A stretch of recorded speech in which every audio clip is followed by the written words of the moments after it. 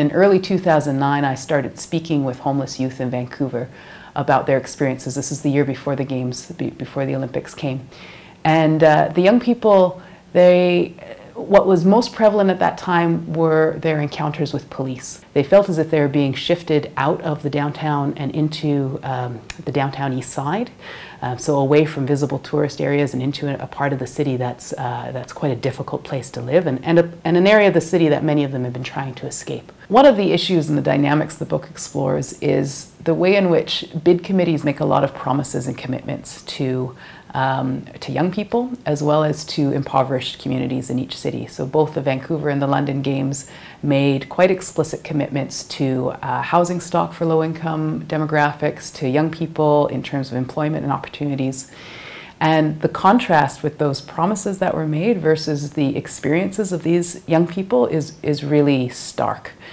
The promises of employment were quite big, and then the realities of what the young people were actually able to attain was a real contrast to that. The types of jobs that they could get were, if any, mostly they couldn't find any jobs or volunteer opportunities, but if they did have jobs, they were short-term contracts and precarious labor. Things like some of the young men would get jobs as construction workers or doing security, but it would be for a month contract. Some of them had left other jobs in order to kind of take up the opportunities that were supposed to be promised, that were supposed to be available through the Olympics, but then they'd get laid off at the end of the Games. So these kinds of things, the contrast between promises made and lived reality, is really a key finding in the book. As well as the important point that these games are increasingly funded by public money. So the Vancouver Games, about 60% of the funding came from the public coffers to the tune of about $4 billion, which is the equivalent of a year's education fund in the province of BC.